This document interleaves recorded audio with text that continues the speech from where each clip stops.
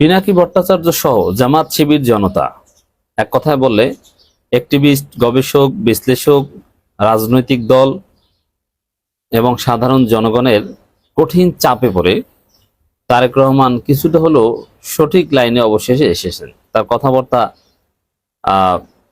ঠিক আছে, জামাতি লাইনে কথাবার্তা এখন বলছেন।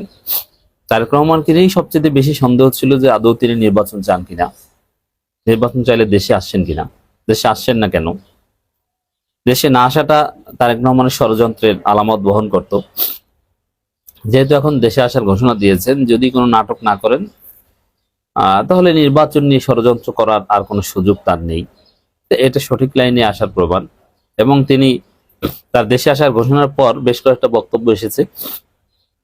দেশে আসার ঘোষণার আগের বক্তব্য, মানে 25 ডিসেম্বর দেশে আসবেন, এই ঘোষণা মির্জা ফখরুল দিয়েছেন। এই ঘোষণার আগের বক্তব্য এবং পরের বক্তব্যের মধ্যে যথেষ্ট পার্থক্য লক্ষ্য করা যায়। এখন নির্বাচনের পক্ষে কথা বলছেন বা নানান বিষয়ে, শরীফ ওসমান হাদির বিষয়েও চমৎকার কথা বলেছেন, ইনস্ট্যান্ট কথা বলেছেন। সাধারণত ইনস্ট্যান্ট ভিডিও দেন না, এমনকি হাসিনার ফাঁসির বিরুদ্ধে কোনো কথা বলেন নাই, কিন্তু শরীফ ওসমান হাদির গুলির বিষয়ে একদম ভিডিও বানিয়ে কথা বলেছেন। যেমন দেখেন, মির্জা ফখরুলের মতো একজন এক্সপার্ট রাজনীতিবিদ, মেয়াদ উত্তীর্ণ রাজনীতিবিদ, যিনি ইনকিলাব মঞ্চকেও চিনেন না, শরীফ ওসমান হাদিকেও চিনেন না, কিন্তু তারেক রহমান তো চিনেছেন। তিনি তো সাথে সাথে ভিডিও বার্তা দিয়েছেন, খুব দ্রুত ভিডিও বার্তা দিয়েছেন। তারেক রহমানের ভিডিও বার্তা দেওয়াটা এটা অত্যন্ত তাৎপর্যপূর্ণ। আরো নানান বিষয়, আমি বেশ কয়েকটা বিষয় এখন আলোচনা করব, যেখান থেকে স্পষ্ট হয় যে তারেক রহমান সঠিক লাইনে, তবে সঠিক লাইনে এমনি এমনি আসেন নাই, জনতার চাপে পড়ে এসেছেন।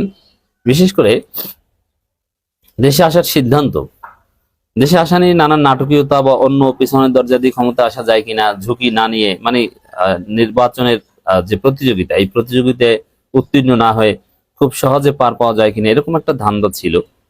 কিন্তু না, সেটা সম্ভব হচ্ছে না।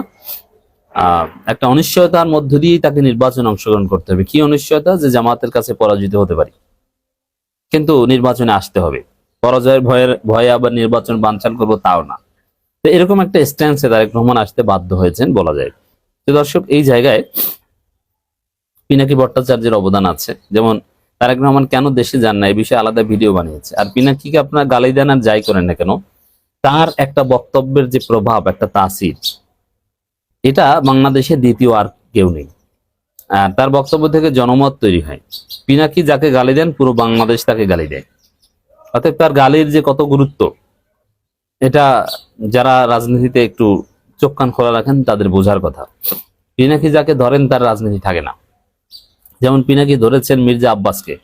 মির্জা আব্বাস আগামী নির্বাচনে নির্বাচিত হতে পারবে না। মির্জা আব্বাস এখন একটা ঘৃণিত ক্যারেক্টার।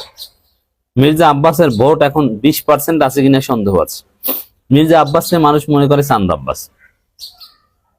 কেউ তাকে বিশ্বাস করে না, কোন জনগণ মোটেও বিশ্বাস করে না। আপনি ঢাকা 8 আসনে একটু সার্ভে করে দেখেন না, মির্জা আব্বাসকে কত পার্সেন্ট মানুষ চান্দাবাজ মনে করে। মির্জা আব্বাস যাই বলেন ওটা কেউ বিশ্বাস করে না, পিনাকিরা বিশ্বাস করেন। মির্জা আব্বাস বলেন যে আমার শাহজাহানপুরের অর্ধেক সম্পত্তি আমার বাবার, কেউ বিশ্বাস করে না। মানুষ মনে করেন মির্জা আব্বাসের বাবা ছিল পুরি ব্যবসায়ী, আর মির্জা আব্বাস ছিলেন গরুর হাটের দালাল, বা এরপর ছিলেন গরুর হাটের ইজারাদার। তিনি ব্যাংকের মালিক হয়েছেন কিভাবে? দুর্নীতি করে হয়েছেন। অতএব পিনাকিদের বক্তব্যের প্রভাব সমাজে মারাত্মক। বিএনপির লোকজন বিশ্বাস করে, এমন ভাবে উপস্থাপন করেন, বিশ্বাস না করে তো উপায় নেই। পিনাকি ভট্টাচার্য সহ জামাত শিবিরপন্থী অ্যাক্টিভিস্টরাও বারবার বলতেন, বিশেষ করে খালেদা জিয়া, যদিও খালেদা জিয়া তখনও যেরকম চরম অসুস্থ ছিল 21শে নভেম্বরের পর, এখনো এরকম অসুস্থই, তখন সবাই লেখালেখি করতো যে কেমন সন্তান। হুজুররাও, জামাতপন্থী বক্তারাও ওয়াজে বলতো যে কেমন সন্তান, দেশে আসছেন না, মায়ের পাশে আসছেন না। তো এইগুলো তারেক রহমানকে ট্রিগার করেছে। আবার তফসিল হয়েছে, এখন আসছেন না। আমার দ্বারা দর্শক আপনারা দেখেছেন যে আমি তীব্র সমালোচনা করতাম। তো এই সমালোচনাগুলো তাকে ট্রিগার করেছে, যার ফলে তিনি চাপ ফিল করেছেন যে জনগণ তো আমাকে কুসন্তান বলে, সুসন্তান বলে না। তো যাকে সুসন্তান বলবে না তাকে তো আর ভোট দিবে না। অতএব না, আমাকে দেশে আসতে হবে, কিছু করার নেই। তো এই সঠিক লাইনে এসেছেন। এবং কথাবার্তার ক্ষেত্রে যদি দেখেন, আমি দুইটা বক্তব্য বিশ্লেষণ করব। আমরা যত ঐক্যবদ্ধ হব, আমরা যত সামনে এগিয়ে আসব, যে কোনো মূল্যে নির্বাচন হবে। এই যে কোনো মূল্যে নির্বাচন হবে, এই লাইনটা দেখেন। নির্বাচনের তফসিল ঘোষণা করার পর মির্জা ফখরুলের যে স্টেটমেন্ট ছিল, যে এক্সপ্রেশন ছিল, সেটা নিয়েও সন্দেহ সংশয় ছিল কি। এবং নির্বাচন তফসিল ঘোষণা আগে দেখেন কি বলতো বিএনপি, যে অনিবার্য কারণ ছাড়া ফেব্রুয়ারিতে নির্বাচন হবে। এটা নজরুল ইসলাম খান বলেছে অনিবার্য কারণ, আর কোনো আকস্মিক ঘটনা না ঘটলে ফেব্রুয়ারিতে হবে, এটা রুহুল কবির রিজভী বলেছে। এর মানে একটা অনিবার্য কারণ আছে, এটা হিসাবে রেখেই বিএনপি কথা বলতো। কিন্তু এর বিপরীতে আমরা কি বলেছিলাম, যে কোনো মূল্যে ফেব্রুয়ারিতে নির্বাচন হবে, কোনো অনিবার্য কারণ আসবেই না, চলবেই না। হ্যাঁ, সংবিধানে আছে যে অনিবার্য কারণে কোনো দৈব দুর্ঘটনায় নির্বাচন বাতিল স্থগিত হতে পারে, পেছানো যেতে পারে। কিন্তু না, আমরা বলেছিলাম যারা নির্বাচন চায় তাদের কথা হবে যে কোনো মূল্যে নির্বাচন হতে হবে। কিন্তু অনিবার্য কারণ অমুক তমুক এইসব কথাবার্তা যারা নির্বাচন পেছাতে চায় তাদের একটা ধান্দাবাজি কথা। বিএনপি কিন্তু ওই লাইনে কথা বলতো। এখন বিএনপির লাইন দেখেন কিভাবে সঠিক লাইনে এসেছে, কি যে কোনো মূল্যে নির্বাচন হবে। কই তারেক রহমান তো এখানে অনিবার্য কারণ ছাড়া নির্বাচন হবে এই কথা বলেন নাই। এর মানে বোঝা গেল যে আমাদের চাপে তারেক রহমান লাইনে এসেছেন, এখন যে কোনো মূল্যে নির্বাচন চায়। এর আগে কিন্তু যে কোনো মূল্যে নির্বাচন চাইতো না। এর মানে বুকে পাথর চাপা দিয়ে কোন রকম মেনে নিয়েছিল, কিন্তু এখন দেখছে যে না, কোনো ষড়যন্ত্র পেছনের দরজা, এটা আর চলবে না, এখন ঝুঁকি নিয়ে নির্বাচনে আসতে হবে। ষড়যন্ত্রকারীরা তত পিছু হটতে বাধ্য হবে। ষড়যন্ত্রকারীর পিছু হটার ক্ষমতা ও শক্তি একমাত্র বিএনপির আছে।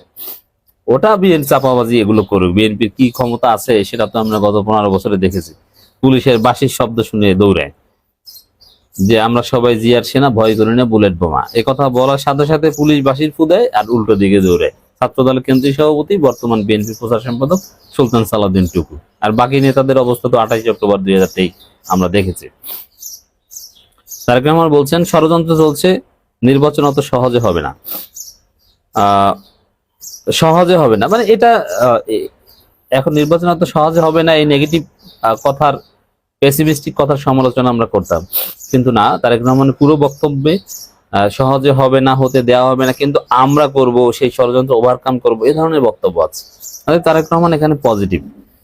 এই ধরনের পজিটিভ কথা তফসিল ঘোষণার আগে কিংবা তফসিল ঘোষণার পরেও বলেননি, কিন্তু তফসিল ঘোষণার পর, দেশে আসার ঘোষণার পর তারেক রহমান এই ধরনের পজিটিভ কথা বলছেন।